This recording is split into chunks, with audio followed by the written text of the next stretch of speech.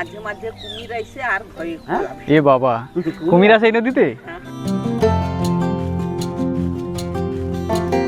দাদা এখানে সব থেকে লোয়েস্ট কত টাকা ডালা সামগ্রী শুরু হয়? 30 টাকা 40 টাকা।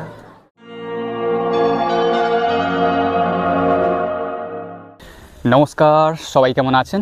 পাতিবুনিয়া রিভারজোন চ্যানেলের আরেকটি নতুন ব্লগে আপনাদের সকলকে স্বাগত জানাই। আজকের আমরা চলেছি সুন্দরবনের একটা প্রত্যন্ত গ্রামের নাম হচ্ছে লক্ষ্মীপুর। আর এই লক্ষ্মীপুর যাওয়ার পথে আপনাদেরকে যে ফেরিঘাট হয়ে যেতে হবে সেই ফেরিঘাট হলো দক্ষিণ মহেন্দ্রপুর ফেরিঘাট।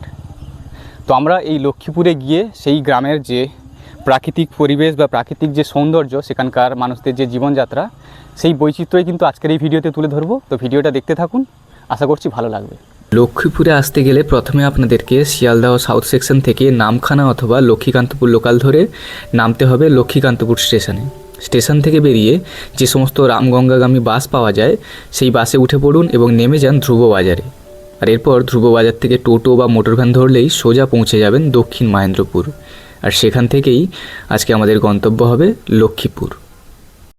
এই যে সামনেই দেখতে পাচ্ছেন একটা ঘাট রয়েছে, এই যে কাঠের যে ঘাটটা দেখতে পাচ্ছেন, যখন জোয়ার থাকে তখন কিন্তু এই জায়গা থেকে ফেরিটা ছাড়তো। তবে এখন কিন্তু যেহেতু দেখতে পাচ্ছেন এই যে খালটা, এই খালটা কিন্তু জল নেই, তো সে কারণে কিন্তু ফেরিটা আরও কিছুটা আমাদেরকে সামনে গিয়ে এই রাস্তা ধরে, এই যে ইটের রাস্তাটা দেখছেন, এই ইটের রাস্তা ধরে আরও বেশ কিছুটা হেঁটে গিয়ে সামনে থেকে ফেরি ধরতে হবে।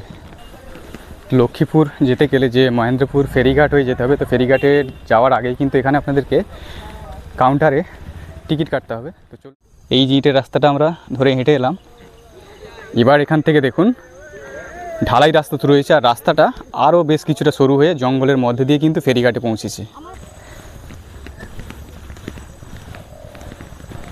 ওয়াও, পরিবেশটা দেখুন, আর কি জায়গার মধ্যে দিয়ে রাস্তাটা জাস্ট অসাধারণ লাগছে। চারিদিকে সুন্দরবনের ম্যানগ্রোভ অরণ্য, আর তার মধ্যে দিয়ে এই যে রাস্তাটা অসাধারণ অসাধারণ লাগছে।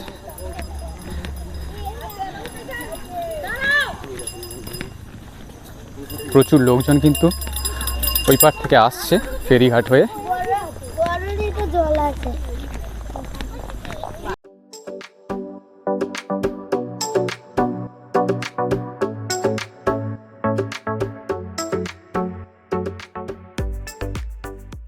লক্ষ্মীপুরের মানুষদের জীবনযাত্রা তো আমরা আপনাদের কাছে অবশ্যই তুলে ধরবো, তবে তার আগে এই যে দক্ষিণ মহেন্দ্রপুর, এই দক্ষিণ মহেন্দ্রপুরের যে প্রাকৃতিক পরিবেশটা দেখুন। বিশেষ করে এই যে জায়গাটা, যে রাস্তা ধরে আমরা হেঁটে যাচ্ছি, এই রাস্তাটা না একেবারেই জঙ্গলের মধ্য দিয়ে, আর চারিদিকে যেহেতু ম্যানগ্রোভ অরণ্য, একেবারেই নিস্তব্ধতা। দেখতেই পাচ্ছেন আশেপাশের পরিবেশটা ঠিক কেমন, মানে কি বলবো, একটা আলাদাই ফিলিংস হচ্ছে এখানে। প্রকৃতির মাঝে এইভাবে না সময় কাটানোর একটা আলাদাই মজা। চারিদিকে মাঝে মধ্যে দু একটা পাখি ডাকছে, আর জঙ্গলের মধ্যে দিয়ে এখন আবার যে রাস্তা, সেটা কিন্তু আরও সরু হয়ে গিয়েছে। যত আমরা খেয়াঘাটের দিকে এগোচ্ছি তত কিন্তু রাস্তা আরও সরু হয়ে যাচ্ছে। আপনাদেরকে রাস্তাটা দেখাচ্ছি সামনের কেমন। এই যে দেখুন, এই যে রাস্তাটা কিন্তু আরও সরু হয়ে গিয়েছে যত আমরা খেয়াঘাটের দিকে এগোচ্ছি, একেবারেই জঙ্গলের মধ্যে দিয়ে। তবে যখন কিন্তু জোয়ার হয় বা যে ভরা কটাল থাকে, তখন কিন্তু এই জায়গাগুলো জল চলে আসে। দেখেই বুঝতে পারছেন রাস্তা অলরেডি এমনি ভেজা রয়েছে।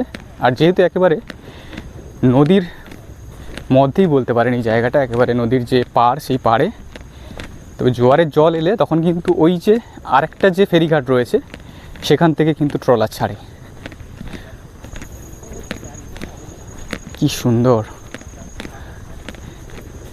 চারিদিক, একেবারে নিস্তব্ধ। চলে এসেছি, প্রায় কাছাকাছি চলে এসেছি যে মহেন্দ্রপুর যে ফেরিঘাট, সেই ফেরিঘাটে আমরা চলে এসেছি প্রায়। ওয়াও, প্রকৃতির কি অপূর্ব রূপ। সুন্দরবন নামটা শুনলেই আপনাদের যেমন একটা আলাদা অনুভূতি তৈরি হয়, আর এখানে এলে আপনারা বুঝতে পারবেন বা ফিল করতে পারবেন যে সেই অনুভূতিটা ঠিক কেমন। বিশেষ করে যারা শহরাঞ্চলে থাকেন, আপনারা এলে এই জায়গাগুলো খুব সুন্দরভাবে উপভোগ করতে পারবেন। সময় পেলে চলে আসবেন, ভালো লাগবে। চলে এসেছি ফেরিঘাটের কাছে, সামনেই দেখতে পাচ্ছি নদী।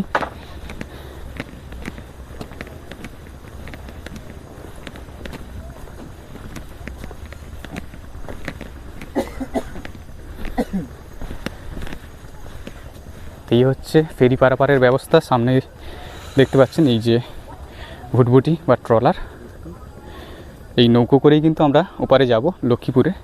সামনে যে নদীটা দেখছেন এই নদীটার নাম হচ্ছে মৃদঙ্গ ভাঙা। এই নদীটা পেরিয়েই আমরা ওপারে যাব লক্ষ্মীপুরে। তো চলুন, খেয়া পারাপারের টাইম হয়ে এসছে, নৌকোতে উঠি আমরা।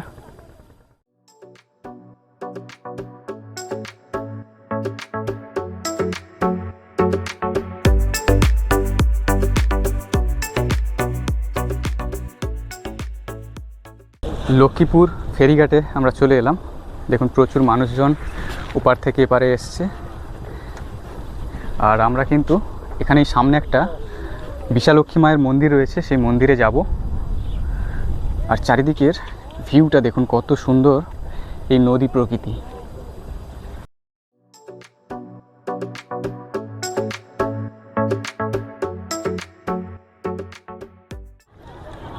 তো আমরা চলে এলাম লক্ষ্মীপুরে বিশালক্ষী মায়ের মন্দিরে। শুনেছি এই মা খুব জাগ্রত, আর এই জাগ্রত মায়ের মন্দিরে সবাই কিন্তু এখন পুজো দিতে এসছে। পুজো দেওয়ার জন্য দেখুন সবাই যে ডালা নিয়ে দাঁড়িয়ে রয়েছে। প্রচুর মানুষজন কিন্তু এসেছে লক্ষ্মীপুরের এই বিশালক্ষী মন্দিরে। আর মন্দিরটা কত সুন্দর দেখুন।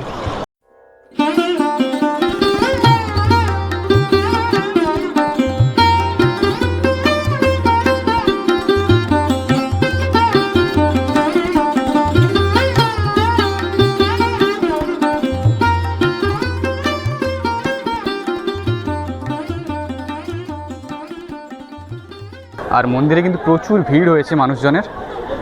তো আমরা ভেবেছিলাম পুজো দেবো, তবে পুজো দিতে গেলে কিন্তু আমাদেরকে অনেকক্ষণ ওয়েট করতে হবে, কারণ প্রচুর মানুষজন কিন্তু আজকে যেহেতু শনিবার তাই মায়ের পুজো দিতে এসছে।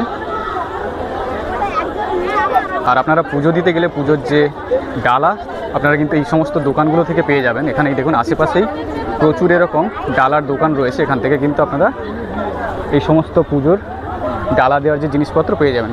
প্রচুর দোকান রয়েছে আর প্রচুর মানুষজন সেই ডালা কিনছে মায়ের মন্দিরে পুজো দেওয়ার জন্যে।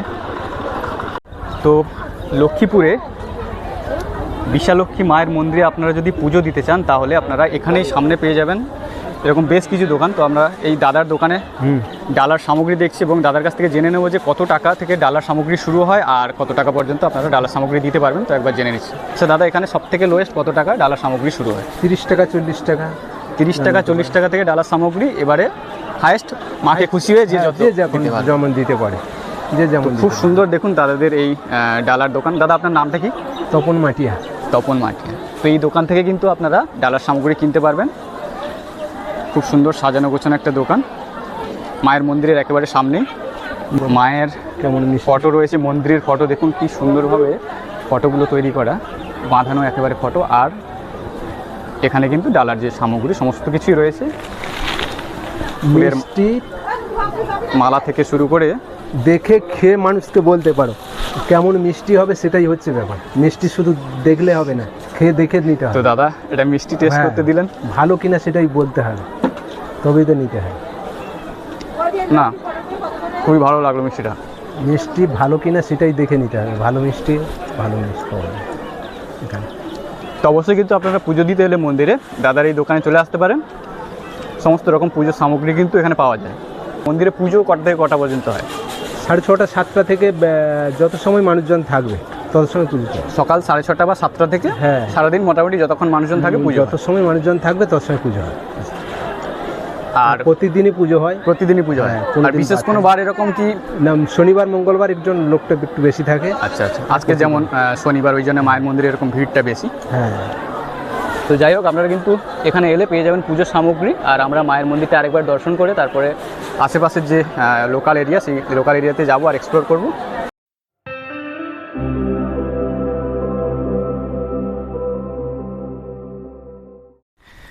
লক্ষ্মীপুর বিশালক্ষী মন্দির হয়ে আমরা এখন চলে এসেছি একটু লোকালয়ের দিকে যাচ্ছি। আর এখানে নদী বাঁধ ধরে আমরা হাঁটতে হাঁটতে লোকাল এরিয়াতে যাচ্ছি। আর আমার পেছনেই দেখুন, আমার পেছনেই রয়েছে যে নদী, সেই নদীর নাম হলো মৃদঙ্গ ভাঙা এই নদী কিন্তু পেরিয়ে আমরা চলে এসেছি লক্ষ্মীপুরে। চারিদিকে ম্যানগ্রোভ অরণ্য, আর আমরা এখন চলেছি নদী বাঁধ ধরে এখানকার যে সুন্দর প্রকৃতি সেই প্রকৃতিটাকে উপভোগ করতে। নদী বাঁধে দেখুন একেবারেই ফাঁকা ফাঁকা এই সমস্ত জায়গাগুলো। শহরাঞ্চলে আপনারা গেলে লোকবসতি, মানুষের ভিড় সারাদিন, আর এই সমস্ত জায়গায় এলে একেবারেই আলাদা একটা পরিবেশ, নিস্তব্ধতা। চারিদিকে লোকজনের কোনো ভিড় নেই, দেখুন পুরো এরিয়াটাই ফাঁকা ফাঁকা। একদিকে ম্যানগ্রোভ অরণ্য, তারপরে রয়েছে শান্ত একটা নদী যার নাম মৃদঙ্গ ভাঙা, আর তার পাশেই এই লোকাল এরিয়া লক্ষ্মীপুর। নদীর ধার ধরে যাচ্ছি, আর এখানে দেখুন নদীর আশেপাশেই ছোট ছোট জলাশয় রয়েছে। ছোট ছোট এই জলাশয়গুলো থেকে কিন্তু জল নিয়ে এখানকার মানুষরা তাদের যে জমি রয়েছে সেই জমিতে যে শাকসবজি ওনারা ফলাচ্ছেন, তো সেই শাকসবজি ফলানোর জন্য যে জল লাগে সেই জল কিন্তু এই সমস্ত ছোট ছোট জলাশয়গুলো থেকে ওনারা নিয়ে চাষের কাজে ব্যবহার করেন। এই যে দেখুন ছোট্ট একটু জায়গায় ওনারা কিন্তু সর্ষে চাষ করেছেন, আর এদিকটায় পেঁয়াজ চাষ করেছেন, আর এই জায়গাটা দেখুন আলু চাষ করেছেন এখানকার মানুষরা। তো জমি কিন্তু একেবারেই শুকনো, মাটিগুলো ফেটে গিয়েছে। এই দেখুন এই যে জায়গাগুলোতে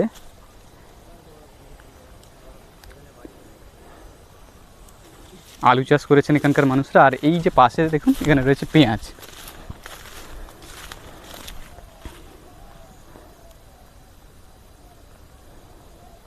আর সামনেই পানের বোর্ড রয়েছে। তো এইগুলোই কিন্তু ওনাদের যে জীবিকা উপার্জনের একটা অংশ, এই আলু চাষ বলুন, পেঁয়াজ চাষ বলুন। নদীর ধারে এই যে রাস্তাটা দেখুন, এটা দিয়ে কিন্তু মানুষজন চলাচল করে, দেখেই বোঝা যাচ্ছে। তবে একেবারেই সরু রাস্তাটা, একজন করে হাঁটতে পারবে দেখুন এই রাস্তাটাতে। তো এভাবেই মানুষজন কিন্তু তাদের নিত্য প্রয়োজনে এই নদী বাঁধ ধরে হেঁটে খেয়াঘাটের দিকে যায়। পুকুরের সাইডে এখানকার মানুষ বাঁশ গাছের দেখুন বাগান তাদের রয়েছে, আর এখান থেকে বিভিন্ন রকম পাখির কিন্তু আওয়াজ পাচ্ছি, আপনারা হয়তো শুনতে পাবেন।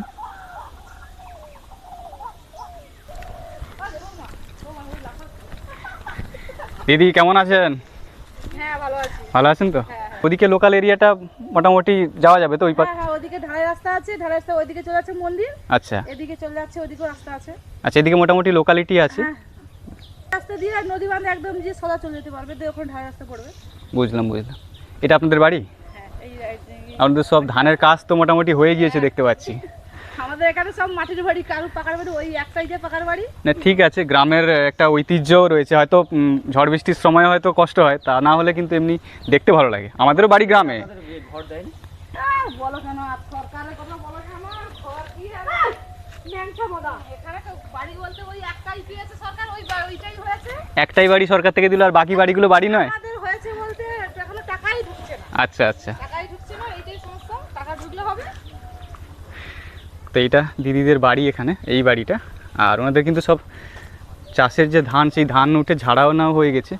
আর এদিকে আরেকটা বাড়ি দেখুন, এটা হচ্ছে লক্ষ্মীপুরে, সুন্দরবনের যে লক্ষ্মীপুর, সেই লক্ষ্মীপুরের যে স্থানীয় মানুষদের তাদের ঘর বাড়ি এখানে।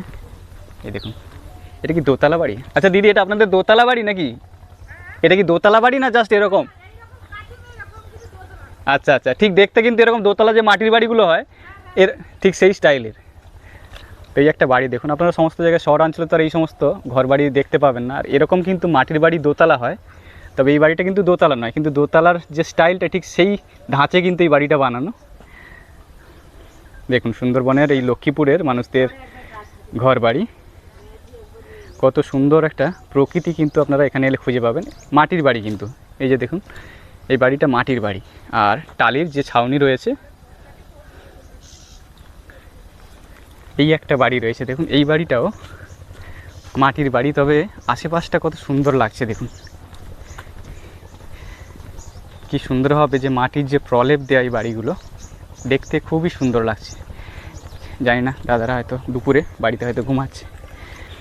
কত সুন্দর দেখুন আশেপাশের যে পরিবেশ।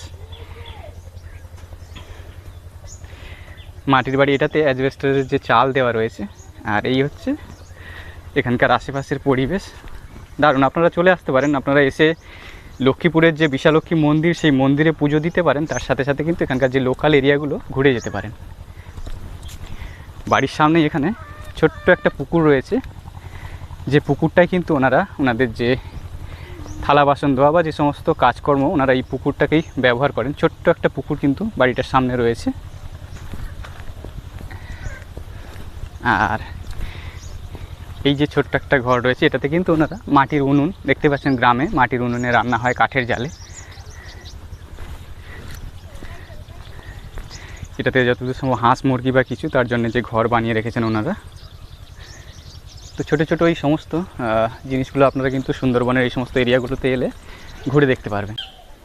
আচ্ছা, এদিকে এই যে নদীতে কখনো আপনাদের সুন্দরবনের এরিয়ার মধ্যে তো আমাদের আগে যে ওখানে মিন ধরা হয়। মিন ধরতেন, তাই তো? আচ্ছা, এখন আর যেহেতু ছেলেপুলে বড় হয়ে গেছে, না ছেলেপুলে বড় হওয়া হই কিছু নয়, এরপরে নদী বান্ধরা খায়া এ যাদে বলে তেমনি বন্ধ হয়ে আচ্ছা, ওটা সরকার থেকে মানে বন্ধ করে দিয়েছে, তাই তো? দিয়া হয় যে গাছ টাছগুলা লাগানো হয়। বুঝলাম। আর মাঝে মাঝে কুমির আইসে আর ভয়ে এ বাবা, কুমির আসে এই নদীতে? আমরা তো ভাবছিলাম হয়তো এই নদীতে কুমির আসে না। আসে আসে কিন্তু রয়নি, জোয়ারের টানে যদি আইসে ভাটার টানে বাড়ি পালি। এই বছর তো কটালে একটা আসল সে বাড়ি পালিছিল। না, এটাই যারা এখানকার স্থানীয় মানুষ ধরো মিন টিন ধরে, সেক্ষেত্রে একটু তো চাপ, মানে না এখন আজ দীর্ঘ 8-9 বছর মিন ধরা বন্ধ হয়ে গেছে। অবশ্যই আমানকের বাবা ইয়ে ঘরে জোয়ার ভাটালে কারবার মানে ঘরে দেখার মতন, মানে সারাদিন কাজ নদীতে, তাই তো? ছেলের মতন। হ্যাঁ, ওটা ভালো লাগে। কি বলুন তো, মানে অচেনা হয়তো আপনাদের কাছে, আমরা অচেনা বা আমাদের কাছে, অচেনা কিন্তু এই কথা বললে না ওইটুকুই ভালো লাগে। অচেনা কি, আমি ধরো বয়স হয়েছে তোমার মাস সমান লোক, হ্যাঁ, তোমরা আমার ছেলের সমান লোক, সেটাই। আবার সেটাই। হ্যাঁ। পুজো ক তারিখ আছে এখানে মন্দিরে? আমাদের পুজো হবে মানে না মাঘ মাসে নাকি মাঘের 7 তারিখ। মাঘের 7 তারিখে পুজো, তাই তো? বড় মেলা টেলা হয়? বলতে মেলা এখানে না, আমানকে রাখো 8 দিন 10 দিন পর্যন্ত পূজা চলবে আর মেলা বলো যাই, না হলে কোনো পারবে না। আমাদের মেলা বছরে একবারই হয়। আর মানে সব প্রত্যেক বছর ঘুরিয়াবে, তবু অন্নভোগ ও কোনোদিন কামাই না। প্রত্যেকদিন আমাদের এখানে পুজো হয়। প্রত্যেকদিন বাইরে থেকে মোটামুটি লোকজন আসে। বাইরে থাকতে তো বেশি বাইরে থেকে আসে। অন্নভোগ বাইরে থেকে আসে, দেশের বামল মানে হিমশিম খেয়াবে। রাত 7-8টা বেজে যায়। মানে এতটাই লোক হয় যে সকাল থেকে শুরু হয়, 7-8টা বেজে যায়। 4টের সময় থেকে এমন ভিড় হয়, 4টের সময় বামল মানে 4টের সময় চলে যায়। হ্যাঁ, এ শীতে হচ্ছে 5টার সময় উঠে স্নান করে বাড়ি চলতে হবে, আর অন্নভোগ হয়। বুঝলাম, অনেক লোকজনই আসে তার মানে প্রতিদিনই। আর আজকে যেহেতু শনিবার বলে মনে হয় আরো একটু বেশি, শনি মঙ্গলবারটা ভিড় হয়। প্রায় দিনই এরকম হয় এখন। বড় বেটার ঘরে একটা, ছোট বেটার ঘরে দুটো, এইটা ছোট। চলো নিয়ে চলে যাও, নিয়ে চলে যাও। আগে খাওয়া হয়ে গেছে, আমরা আগে নু আসতো না ঠিক আছে, এই যে এইটুকু কথা বলছি এটাই শান্তি। আরে যা আছে বাবু গরিবের বাড়ি, ঠিক আছে, যাও ডাল ভাত তো আলু কখন মালা এসছো তোমরা? আমি এসছি এখানে মনে হয় 11টা 11:30 দিকে মনে হয়। ঠিক আছে, হ্যাঁ আসছি। খাওয়া দাওয়া হয়ে গিয়েছে? হ্যাঁ, ঠিক আছে, ভালো থাকবেন, আসছি।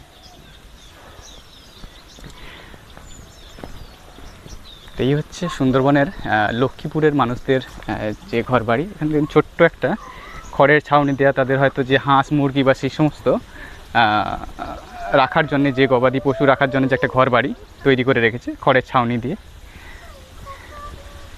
এখানে দেখুন চাষবাস করেছে মানুষজন,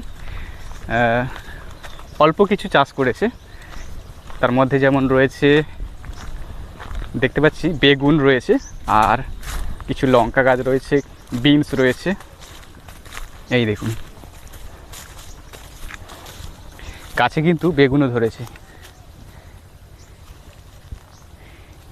কত বড় বড় বেগুন হয়েছে দেখুন, এই দেখুন বেশ বড় বড় সাইজের কিন্তু বেগুন হয়েছে এখানে। তো এই যে ছোট্ট একটা বাগান, এটা থেকে হয়তো কিছু শাকসবজি ওনারা বিক্রি করেন বা বাড়িতেও নিজেদের খাওয়া হয়ে যায়। তো এই হচ্ছে গ্রামে থাকার সুযোগ সুবিধা। বেশ কিছু এখানে অসুবিধা যেমন আছে তার সাথে সাথে সুবিধাও কিন্তু রয়েছে। তো সামনেই আরও একটা বাড়ি দেখছি, খড়ের ছাউনি দেয়া আর মাটির বাড়ি। তবে সেই বাড়িতে যাওয়ার যে রাস্তাটা সেইটা কতটা সুন্দর দেখুন। এই যে আমি এখন যে রাস্তা ধরে হেঁটে হেঁটে যাচ্ছি, এই রাস্তাটার চারপাশে কিন্তু দু সাইডে প্রচুর গাছ লাগানো রয়েছে। একেবারেই এত রোদের মধ্যেও কিন্তু এই জায়গাটা একেবারেই ছাওয়া। তো আমরা সেই ছায়া রাস্তাটা ধরে ওনাদের বাড়ির দিকে যাচ্ছি। দেখা যাক ওনাদের বাড়িতে কেউ আছে কি না। এখন যেহেতু দুপুরের টাইম হয়ে গেছে, হয়তো লোকজনের দেখা আমরা নাও পেতে পারি। তবে বাড়িটা কিন্তু দূর থেকে যে গ্রামের যে ঐতিহ্য, সেই ঐতিহ্য একটা বহন করে, যে মাটির বাড়ি। সাধারণত এখন তো সমস্ত জায়গায় প্রায় আস্তে আস্তে পাকা বাড়ি হয়ে যাচ্ছে, তবে এই সমস্ত জায়গায় এখনও বেশ কিছু মাটির বাড়ি রয়েছে। এখান থেকে বাড়িটা আপনাদেরকে একবার দেখাই। এই যে বাড়িটা দেখুন। তো যেহেতু দুপুরের টাইমে এসেছি, হয়তো ওনারা বাড়িতে হয়তো কেউ নেই বা ঘুমিয়ে পড়েছেন, কিন্তু সুন্দরবনের যে মাটির ঘর বাড়ি বেশিরভাগ, তার মধ্যে এই বাড়িটাও কিন্তু একেবারেই জরাজীর্ণ বলতে পারেন। আর এই যে সামনে নদী বাঁধের সাইডে এনাদের বাড়ি। হয়তো বাড়িতে কেউ নেই বা যদিও আসেন হয়তো, যেহেতু দুপুরের টাইম তাই ওনারা হয়তো ঘুমিয়ে পড়েছেন। তবে প্রত্যেকেই কিন্তু কিছু না কিছু শাকসবজি ওনারা চাষ করেছেন। যাদের যতটুকু জমি আছে সেই জমিতে কিন্তু ওনারা শাকসবজি চাষ করেছেন।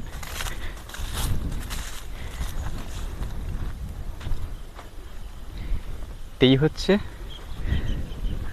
সুন্দরবনের মানুষদের এখানকার বাড়ি। আর বাড়ির সামনেই দেখুন তুলসী মঞ্চ রয়েছে।